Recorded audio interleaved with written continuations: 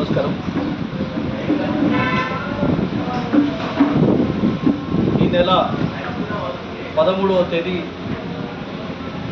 Medak PNGO భవన్లో ఉమ్మడి మెదక్ జిల్లాకు సంబంధించి పాటల పల్లకిలో 12 గంటల కార్యక్రమం నిర్వహిస్తున్నాం.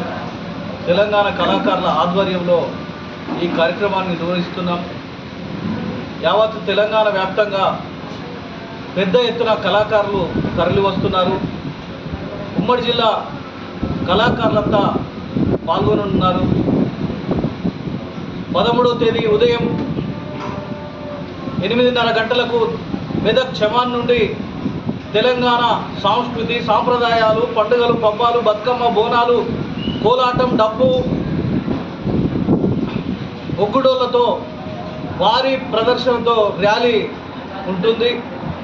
అమరవీరులకు నివాళులు అర్పించి PNGOకు భవన్కి చేరుకొని 10 గంటలకు పాటల పల్లకి కార్యక్రమం స్టార్ట్ అవుతుంది. ఈ పాటల పల్లకి యొక్క ముఖ్య ఉద్దేశం తెలంగాణ ఉద్యమంలో రాష్ట్ర సాధన కోసం కాలికి గజ్జగట్టి గోసి గొంగడేసి పల్లె పల్లె జిల్లా జిల్లా తిరిగి తెలంగాణ ఆవశ్యకతను 3.5 కోట్ల ప్రజలకు తెలియజేసిన కవులు కళాకారులు. తెలంగాణ రాష్ట్రం ఏర్పడిన తర్వాత గత ప్రభుత్వం సాంస్కృతిక సారథి సంస్థను ఏర్పాటు చేసి 550 మంది కళాకారులకు దాంట్లో ఉద్యోగాలు కల్పించింది. కానీ దాంట్లో పెద్ద ఎత్తున అవకతవకలైనవి. కళాకారుల ఆకలి మెతుకులు అమ్ముకున్నారు. చాలామంది అర్హులైన కళాకారులు దగాపడ్డారు. కళాకారులు కాని వాళ్లకు డబ్బులతో దాంట్లో సాంస్కృతిక సారథిలో చేర్చుకున్నారు. 10-11 ఏళ్ళు అవుతున్నది. దానికి ఏమంటలేము ఇప్పుడు మేము. సరే, కొనసాగనివ్వండి.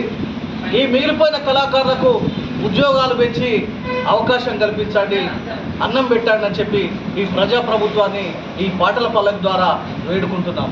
హైదరాబాద్లో 32 గంటల పాటల పల్లకి నడిపించినాం.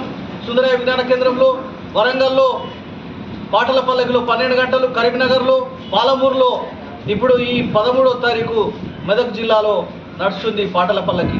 ఈ కార్యక్రమాన్ని తెలంగాణ వాదులు, తెలంగాణ ఉద్యమకారులు, కవులు, కళాకారులు విజయవంతం చేయాలని, జయప్రదం చేయాలని విజ్ఞప్తి చెప్తున్నాము. చేతులెత్తి వేడుకుంటున్నాను.